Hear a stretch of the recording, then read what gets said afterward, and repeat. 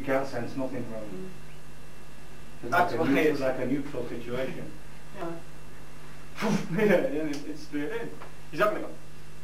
Anybody who's doing this and all from that, showing you everything, you know, and like, that he does, that he dodges about and stuff. He's giving all this information away.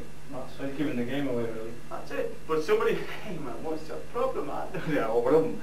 As soon as he's in range, then he'll come into an attack, and then you'll be in trouble. Yeah. So you've got to prepare for the person who's clever. You've got to prepare for the person who knows what he's doing, because they're the ones who are seriously going to hurt you. The idiots, the people who haven't got any experience of fighting, at the average level. That's it. They again, the minimal amount of extra time that it takes to do extra cover to protect yourself in certain techniques is not going to be wasted on them. That's right. Because it's not going to make that much difference, because they're not going to have the speed to react anyway. So it's not going to make any difference. You're still going to hit them. Yeah, but if they do come into a situation where they can react, and you've got to do the right way around. That's it. So that's why I believe in doing things the very protective way. It makes the technique slightly slower. It makes getting to the position where you're going to be able to hit with control. You've got techniques that work because of the way they're built. Yeah. The foundation that you've used behind the technique. If you're just going for a quick shot, that's not always possible. Like you said, if you come across the fighter or the person on the street who knows what he's doing, then you've got a real problem. Yes. And those are the ones that are going to hurt you. Those are the ones that know how to hit. Yeah. Those are the ones that know that your nose is on the back of your head when you're punching to go through you, rather than just being like hitting on the face. So the people who what you've got to know is one step ahead, really. Yeah. It's got to look again, protect your centre line. It's understand how to protect your centre line. Well, that's made a lot of difference. I felt that. You know, like from the what? The drop. I said drop. So you can. Well, I mean, from there, so you can go. As long as you got, you need that. The last energy should be the energy from the elbow thrusting out.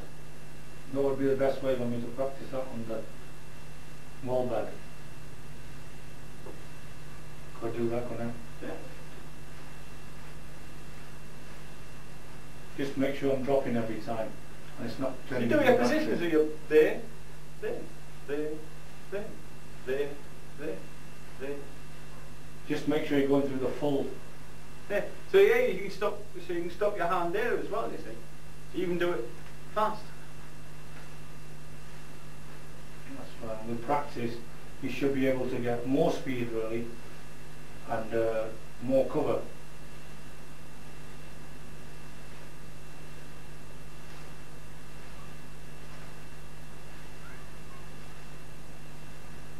It's definitely got more power in it, and more strength, and the projections from it.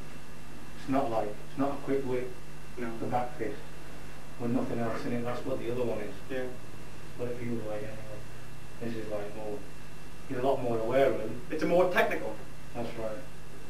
It's a more technical lap sound. More practical, technical. It's not just for flash, it's not just for speed. That's right. It's not That's why, it's like, this is why a lot of people do it anyway, when you see them practicing lap sound in the videos. Really fast.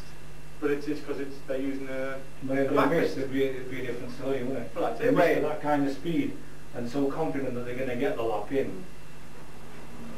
They'll open themselves up to. Well, open themselves up, but it's the idea of power as well. They might get in, but the punch might not have the power to do damage.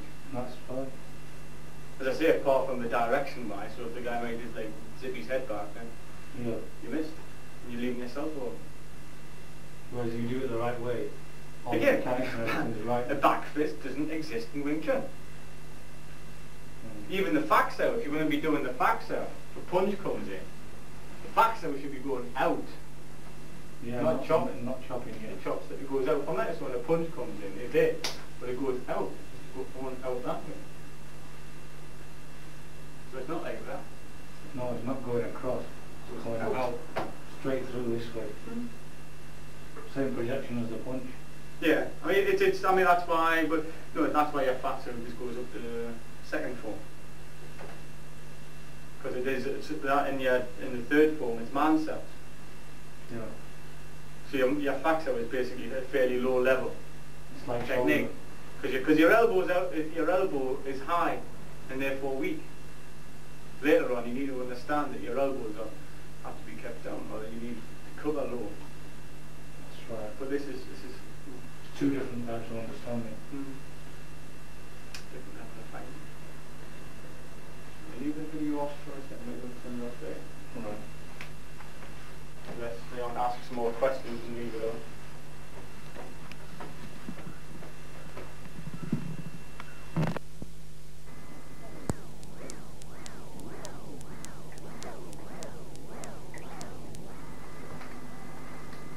What gets Tjwc when you're rolling, the way to roll. You talk about when you're rolling and just do things, and it's okay to feel to see what the proper energy is and movement. When you're stepping in, as I said, step back out, so you always square. You always want to be square as center of the time. But when you're actually doing techniques, the important thing about them, when you do a technique, is to repeat them, so to defend. Right? So you get back out of it, so you do it again. So as soon as possible, you're doing it as often as possible. You're doing it. You roll. So the first chance you get to roll,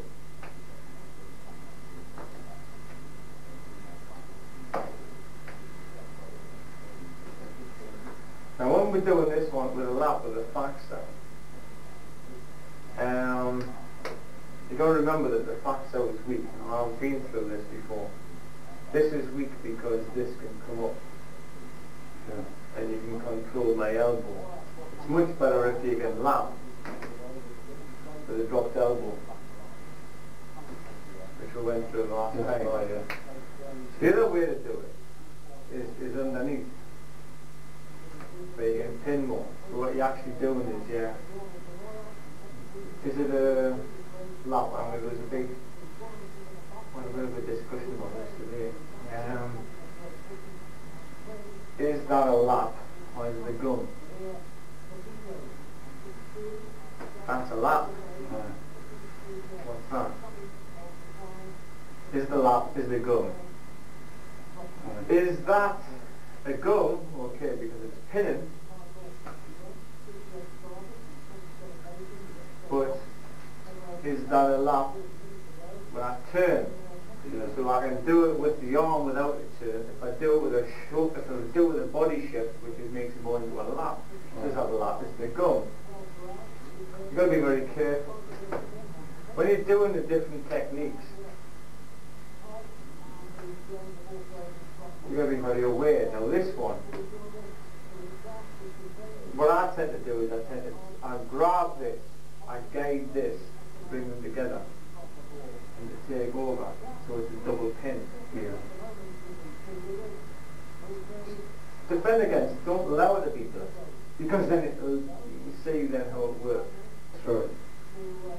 From there, it's much more of a natural position to get into, because my hands fall across. When I'm changing, when I'm doing things, I guide the two together.